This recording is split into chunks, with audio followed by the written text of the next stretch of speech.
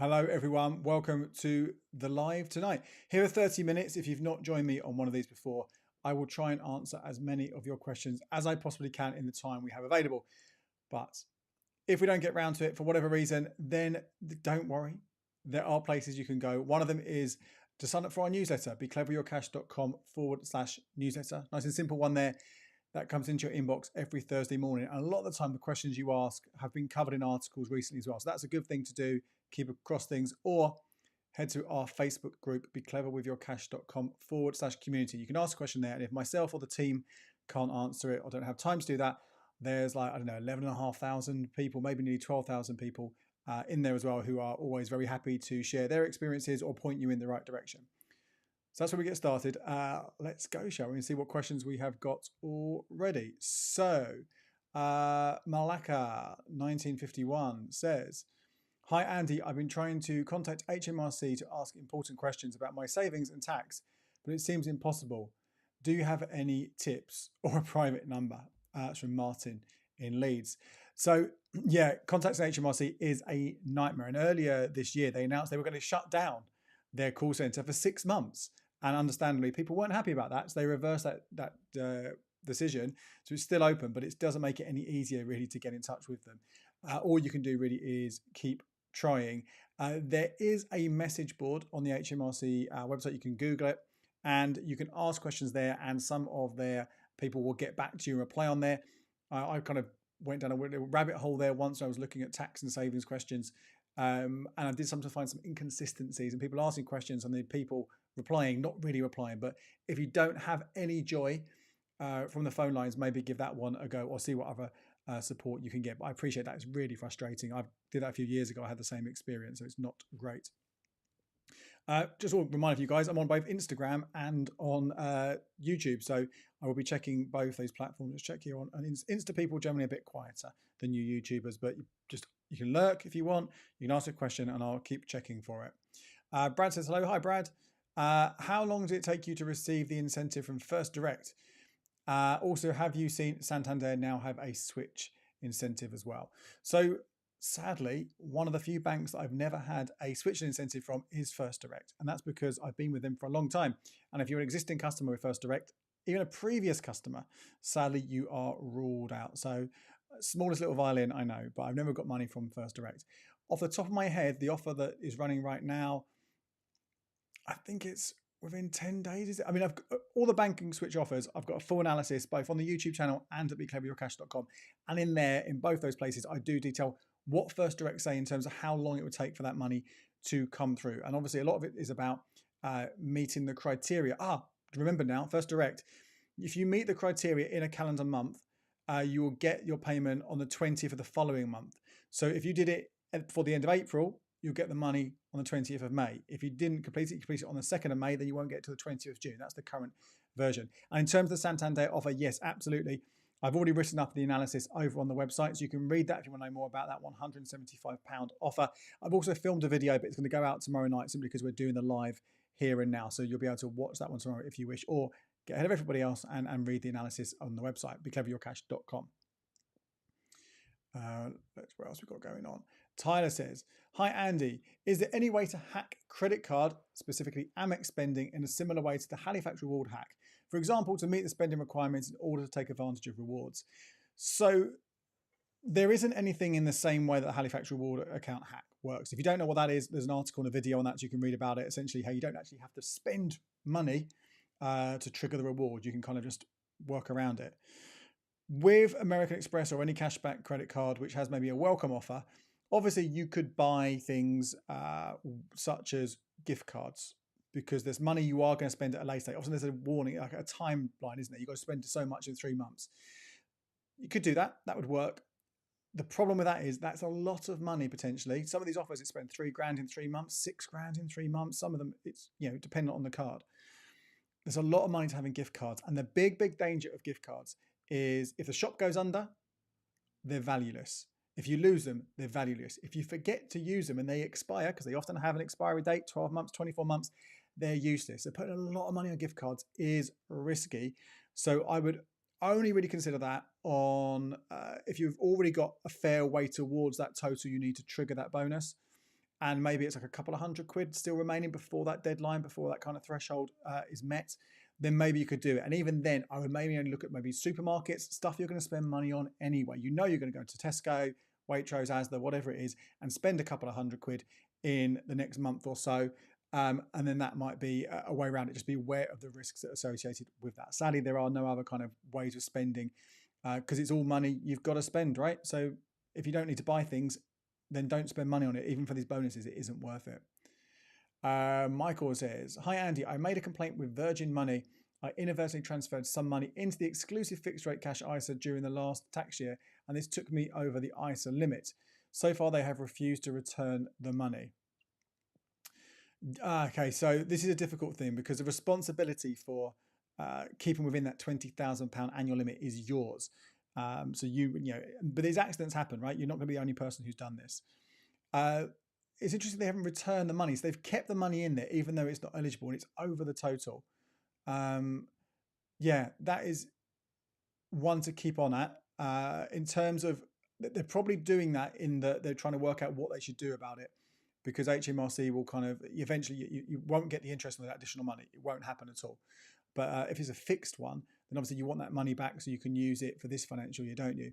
Yeah, that is a frustrating one. Thanks for sharing that with us, Michael. Job says, given the continued high interest rates, do you think that people should use disposable income to pay off more of their student loans, or use it to either save and or rest and just repay the minimum? So student loans are very complicated because it depends when you went to university and where you live and the type of loan you have, and obviously how much you have as well. And I don't pretend to be an expert in all those different things because it is so complicated. But it's worth, on the whole, with student loans, most people, there isn't an advantage in overpaying them early, simply because you might not pay off the full amount. I know that has changed more recently for recent graduates. If you're an older graduate, unless you're on a really high earning salary, the chances are you won't pay it off at all. Obviously, if you choose to do it and you want to do it, you can do that, and you can clear that debt. Just be really careful the total amount you pay, because that's often people fall foul there, that they overpay by too much, and when it's recalculated, they find that the money's owed, and then getting that back can be an issue. I would do some more research. My Money Saving Expert has a lot of information about the different student loan things, so I would say look at that information, because again, it is quite complicated depending on when you went to university, or just research that a bit more to see exactly what the terms are and the interest rate that you're paying.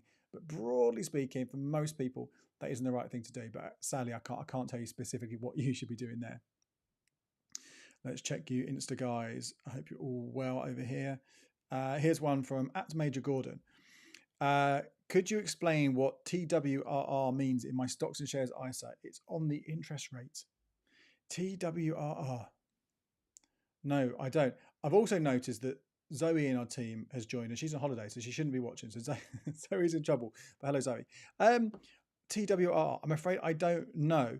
I assume you've Googled it to see if it pops up there.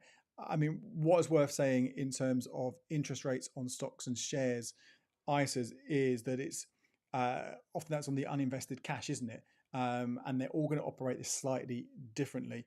Some of it is just cash and it's fine. Some of them, like the Trading 212 ISA, which we've covered in more detail, both on the website and on YouTube and on the podcast, actually. You are actually investing the money, even though it says uninvested, it also is invested in very, very, very low risk funds. So some of them are very different. So I'm sorry I can't help you. I don't really cover investing so much. Maybe that's something, doesn't sound like it's a particularly common thing anyway, but hopefully that will pop up somewhere. Okay, then we have got Deal Boy or Dealy Boy. What do you think of Santander's new Switch offer? As Brenda would say, what, another one? So full analysis video tomorrow. If you haven't had the Santander offer before, then knock yourself out. There is one big difference this year, this particular one to the one that ran in March and previous ones, is that you cannot get the free everyday account. It's only the Edge or the Edge Up or the private one. And that does mean that you will be having to pay a fee where it's £3 for the Edge or £5 for the Edge Up every month for the duration until you get the money. So that could be 15 quid, it could be 9 quid.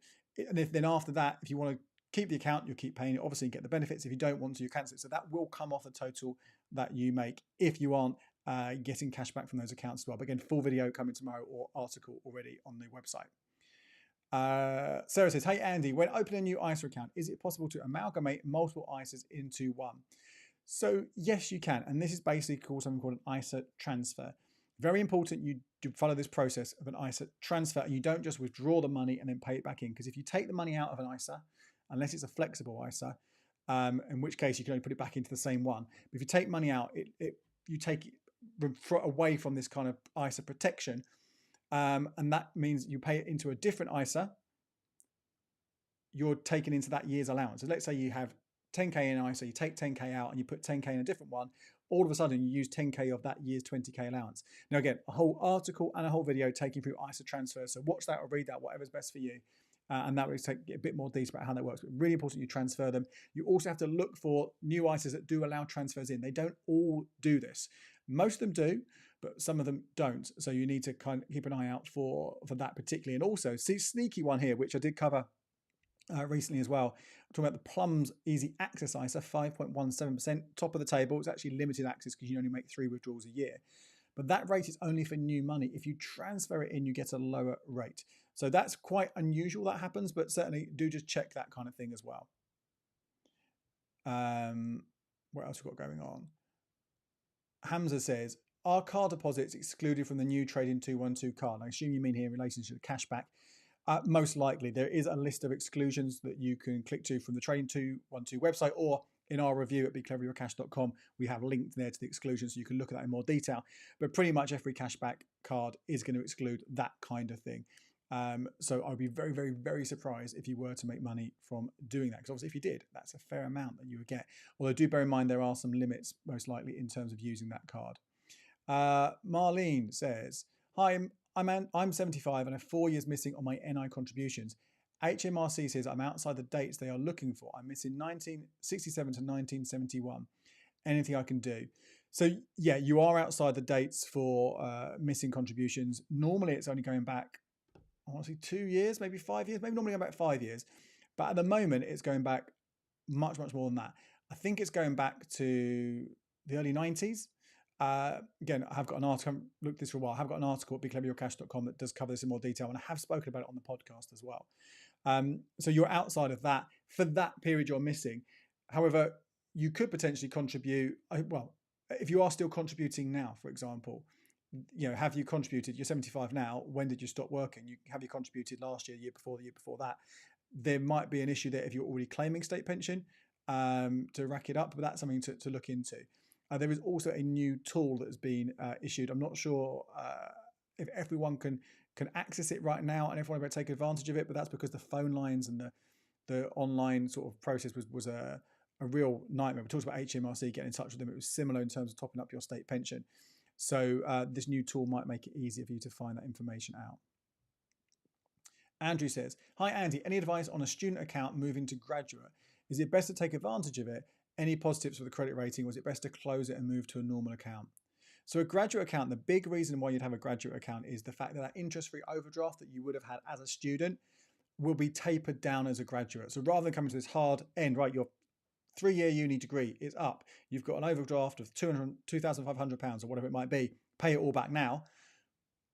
No, you'll have a smaller one for a year or 2 years as a graduate account. So that's the reason why they're quite good. Now, if you haven't used your overdraft at all, then there's potentially no reason to stick with one of these and you can just look around for different accounts.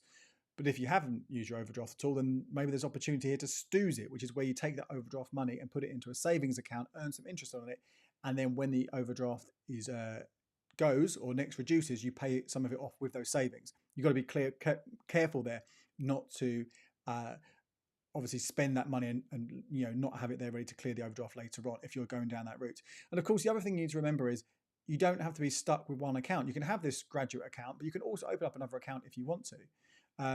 Yes, there'll be a hard credit check for that, but that's not going to be too much of a problem if you're, you know, 21, 22.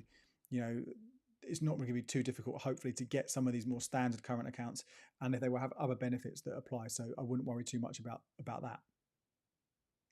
Robert says, what advice have you got for Santander Easy Saver customers, including the ISA? Well, the Easy account ends on Monday. Well, it doesn't end on Monday. It drops from 5.2% to 4.2% on Monday.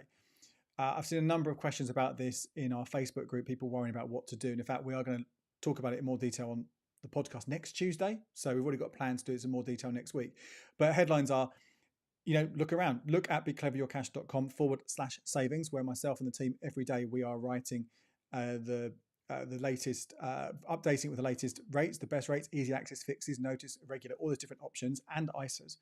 So you can find an account there that you like the idea of, open that up. Now, you don't have to transfer your money today. You don't have to do it on the 20th. You can leave it in there a bit longer if you want to, but effectively open up a new account and then you'll be able to do a transfer. Now, that might have to go into your current account and then out of your current account into this new savings account, or you might be able to transfer it straight across. It does vary by savings account, but that's simple as that. All you need to do, and you don't need to worry about interest, because even if you transfer money across and some interest hasn't been paid, it will just be paid later on into Santander. So just keep an eye on that to go in and get the account. In the past, I've had this annoying thing where like 1 pence of interest has been added after I've moved money across, and you move 1p, but I guess you've got to do it, haven't you? So yeah, wouldn't worry about it. Just look, becleverwithyourcash.com/savings for all the best options out there. Or miss this one here from Ghost Ranger. Ghost Ranger says, "Hi Andy, I've just maxed out my lifetime ISA for this tax year. The money was saved from last year. What do you reckon is the best place to save money while I wait for the new tax year to deposit £4,000 again?" So have a look again at becleveryourcash.com/savings and see what is best for you. Now, if you don't think you're going to need that money at all for the next year, you're positive there's not going to be any requirement for it, then you could look at a fix, because you are going to get better rates of interest right now. So 5.21 in a 12-month fix, 5.22 in a 6-month fix. So that obviously going to lock in that rate for the duration, because although we don't know when it's going to happen and how many times it will happen, we are expecting base rate cuts this year, which will mean easy access accounts do fall down, as long as it happens, pinch of salt and all that. But then that means right now you can get around 5%, but let's say maybe the end of this year it might be down to 4.75 or 4.6. Who knows where we'll be? Whereas you've locked in at 5.2-ish on a 6, 9 or 12-month fix, you've got that, and then that gets paid, and then you put it into the lifetime ISA this time next year and get that 25% bonus. But again, the problem is with a fix is you can't access it if you need it. So I wouldn't do that. If there's a chance you'll want to use it for something, I wouldn't be doing that. Diego says, does the 5.2% interest from Trading 212 count towards the PSA? Also, if it is not financial services compensation scheme protected, are we not better off investing in money market funds directly? Right, I can't remember off the top of my head now. Again, I said before, we have got a whole analysis of that savings account video on YouTube and article on the website, and we would have covered it in there. It is interest though, so instinctively it does count towards the financial services compensation scheme, because it is counted as interest. In terms of the question about money market funds, again, don't do investing that often, but yeah, absolutely, it does seem there are money market funds which have potentially higher rates out there, so it's something you might want to research. Obviously, the benefit of doing it within the Trading 212 app is you potentially have access to it, much more easy access and usable, rather than having to go in and withdraw the investment and potentially any charges that might come with that. Brad says, do you have any home insurance money saving tips? I saw a couple of stuff on Top Cashback, but not used that much before. Oh, insurance, I hate insurance so much. Travel insurance, car insurance, home insurance, it's always an absolute nightmare, isn't it? The tips are to use the comparison sites. You can go via cashback sites, either their own comparison services, or click from them to a cashback site, and then you'll get some money. If you really want to, I don't bother with this because I hate having to do it once, let alone repeat myself. You can obviously do a search, find the one that gives you the price and the policy that works for you. Don't always go for the cheapest thing. And then if they are also on a cashback site, you can go and click from the cashback site to that particular insurer and go through the whole process again and get maybe a little bit more. But life's too short to keep filling through how many rooms you've got and what it's going to cost to rebuild it and things. But it might get you. I've done it in the past. Don't get me wrong, I've done it in the past. But this time it was like £10. I'm not doing that. But hopefully that will help. Oxidus says, if the switching service does not switch over a standing order, will the banks pay up? That's the guarantee. Yeah, absolutely. If there's something hasn't transferred over from a direct debit, standing order, or a payment in from somebody else, then absolutely they will compensate you for anything you lose out on. What isn't covered are card payments. Sometimes you sign up for a service and you put your card details in. So Netflix, good example of that. That won't transfer over. So therefore, if it doesn't transfer over, which it won't be covered. So you need to make sure you go through any of those services. It's called a continuous payment authority, that you're updating that yourself. Let's just check you guys over on Insta. Oxypress says, are premium bonds still a good place to put an emergency fund? I did a video on this on Sunday. I sort of shared what three friends who had the full £50,000 in premium bonds for a year, and I showed their different rates of win. So if you're interested, do check that out. Obviously, it is relatively easy access in terms of emergencies. So you might be able to get it the day, but you might get it the next day, or could be up for 4 or 5 days maybe to get the money. From that point of view, not perfect as your only emergency access account. And also, the less money you have in premium bonds, the less likely you are to win. So an emergency fund, realistically, 3 to 6 months of expenses, ideally, hopefully that's what it is. That might not really generate anything near the prize rate. So personally, unless you're worried about tax, because obviously premium bond prizes are tax-free, I would be putting easy access, picking the best easy access account you can, maybe splitting it between easy access and a notice account. So you can have some now, and if you know you're going to need it, you can put that 60, 90-day notice in for potentially a slightly higher rate. That's what I would do. I think that's your best bet. Again, premium bonds really only advantage if you need to, tax-free, because you're worried about the personal savings allowance elsewhere. Tiptoe Mouse says, how many time? We've got 10 minutes. Lovely. If you're with Octopus, you can make a payment with Amex to top up your energy account. I don't know if this would count for Amex cashback spending thresholds though. Interesting one there. Thank you for that. Maddie says, I've been taking advantage of the Ugo Finance offer you mentioned a while ago. Do you know of any similar schemes? Sadly, I covered this in my current account and banking update on YouTube and the site a week ago. That has now closed, so you're no longer be able to get that money from Ugo Finance. There is another one, I can't remember what it's called. Unbanks, I think it is.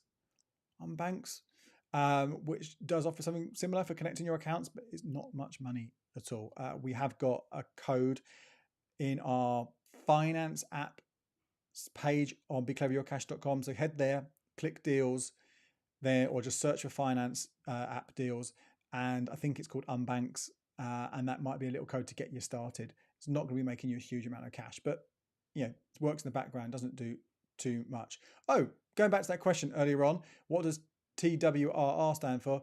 Oxida says it stands for time weighted return. So thanks for that. That's really useful. Obviously, we're a little bit of a lag there between the questions and me sort of working through everything on the list here. Alexander says, does it look like there'll be any more switching deals for the remainder of the year? Absolutely. They are going to come and go all year round. Not necessarily every bank will return, but I'm really surprised that we've seen Santander come back so soon after the last one. It only ran for 18 days, then it closed for a couple of weeks, for 3 weeks, 4 weeks, whatever it is, and now it's back. Again, don't think it will last long, but it's interesting to see some of them come back so quick, as opposed to previous times where offers have run for a long time. We haven't seen that. So I think we'll see more of that. A stuttery start. But yeah, most of the banks offer something. What have we not had for a while? Have we had a Halifax for a while? We haven't had Halifax for a while, have we? So that's probably the next one to keep an eye out for. Andrew says, hi, Andy. What are your thoughts on the Ulster Bank Loyalty Saver? Is it worth it now Santander rate is about to drop? So the Ulster Bank Loyalty Saver was previously available. You didn't have the word loyalty in it. So you could just open this up. But then at some point late last year, they made it that you need to have an Ulster current account to get it. It currently pays 5.2%. Now that is variable. That rate can change, possibly will change at some point. So don't think opening it up, if you can get it, will mean that you're locked in for another decent amount of time. If you have an Ulster current account, maybe you took advantage of the bank switching deal, then yeah, why not knock yourself out?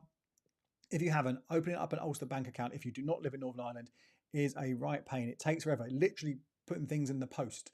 I don't think it's worth it for a relatively small top up compared to what you can get elsewhere. Remember, if you're not using up your full ISA allowance, you can put some money in, well, up to £20,000, obviously a new year, in that Plum one that I mentioned, 5.17 for a year. Then you've got Chip at 5.1, which isn't restricted in terms of access. And then we have got a 5.05% from Paragon. which is limited access to 2 a year. That's not an ISA or a non-ISA account. And then 5.02% from somebody else, Oxbury, maybe. Again, it's all over at becloveryourcash.com/savings. Again, that's not going to make such a difference, I think, for the time it's going to take you to open up that Ulster account, because then things are going to change again. But, you know, if you feel like you want to go for it, make the effort, then obviously you can. Brian says, when I paid in part of my pension lump sum to my chip account, they wanted me to prove where the money came from. Will I get asked to do that every time I want to move money from my savings to a new account? Yes, if you are moving a large sum, such as, you know, a pension lump sum or maybe a redundancy payment or inheritance, if you are moving that for a different account to get the best rate, and let's say that best rate drops and you have to move it back to your account and move it into another one, each time you do it, they're going to ask for the source of income. It is really frustrating for people. I know that I've had people say how annoying that is. Sadly, with large amounts of money, they have to do this because they need to be making sure that people aren't, you know, laundering money. So there needs to be the proof of that cash. It is really frustrating. You'd hope there'd be a better way of doing it, particularly if this is a regular thing. That's, you know, look, this is my pension. You can see it's coming. It might even come from, I don't know, Aviva or whoever it might be. But yeah, sadly, they don't think as smart as that. They just, you know, computer says no and all that kind of stuff. Jariam says, Lloyds and Halifax closed my accounts without any reason provided. Is it because I opened and switched bank accounts? Basic bank accounts. Also, I never kept the £2,000 deposited in club account every month. Please help. So I don't know. I can't obviously comment on an individual case. And sadly, when you do contact the banks, they often won't say exactly what the situation is. Yeah, that is frustrating that's happened. Potentially there's something that has happened there with your terms. It could be a mistake on their part. It could be something that you've done that looks like it's dodgy. You know, talking about just now about this money coming in and making sure not laundering, it might have looked like something was happening there. Yeah, I mean, I assume you have contacted them and tried to get some kind of resolution. If you've got money in there as well, that's obviously really frustrating. You're welcome to, you know, the Facebook group, post in there as well. See if anyone has any hints or tips, or keep us across it. And maybe it's something that we might be able to investigate further. But obviously, there's so many of these things happen. We obviously can't do that for everyone. How are we doing for time? 3 minutes. Right, let me just double check over on Insta, and then we'll do a few more on YouTube. Okay, right. So how are we doing? Okay. KR says, does increasing my credit limit affect my credit score or count as a hard search? So it does not count as a hard search, right? That's not going to happen at all. But it will, if you are successful in increasing your credit limit, it obviously increases your overall ability and access to credit. Now that has a couple of weird things that go on there. Sometimes that's seen as a good thing because it will lower your credit utilization, which is how much of your overall credit you're using. Roughly a percentage, average out across all your cards, or you can look at it individually. So that's good, right? Lower your credit utilization, thumbs up, we like that. But it could also be seen as, oh, hang on, this person's got access to loads of credit. What happens if they suddenly went and spent it all? And they could be a risk, so therefore it could reduce it. So there's no hard and fast rule here in terms of what a lender is looking at. If you need increased credit and that's going to benefit you, then go for it. If not, then you know, I don't think it's going to do a massive amount of help by going for that necessarily.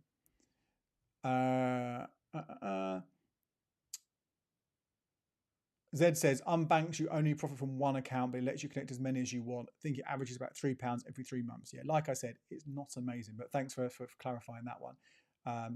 Jonathan says, my beloved Santander all-in-one credit card promotion period is coming to an end. What would you recommend to replace it with? So it depends what you're using that card for. If it's a 0% purchase or 0% balance, you know, just have a look and work out what the longest rates possible are right now. But balance that in particular a balance transfer of what the percentage is, the charges when you are sending stuff across. So sometimes you might be better off going for one with a low or potentially no transfer fee, but a shorter number of months if you think you can clear that in that time. But what I would say with any credit card you're applying for, make sure you do that eligibility search first of all. That comparison sites are best for this because you see lots of cards. You might not see the whole market, but you'll see lots of cards, and it'll give you an idea of which one you're most likely to get. And that might also be might not be the longest one. It might not have the lowest rate, but you're more likely to get it. So that might be a better one to go for. Okay, guys. Right, I'm really short of time here. I'm so sorry if I didn't get to these last few accounts that have been asked. questions that have been asked. Remember, becleveryourcash.com/newsletter to get our newsletter every Thursday in your inbox, or becleveryourcash.com/community to join our Facebook group where you can ask questions or help other people when they ask theirs. And also don't forget, there's our podcast every week as well. If you don't already listen to it, please do. It's called Cash Chats. Check it out. Spotify, Apple Podcasts, all that jazz. You can watch it on YouTube as well. But yeah, not sure when I'll do another one of these because it's getting harder and harder to find the time, the schedule in the week to fit one of these in with all the videos that we are creating. But I'll hopefully try and get one in before the end of May as well. If not, it will be early June. Until then, guys, have a lovely rest of the evening. See you soon.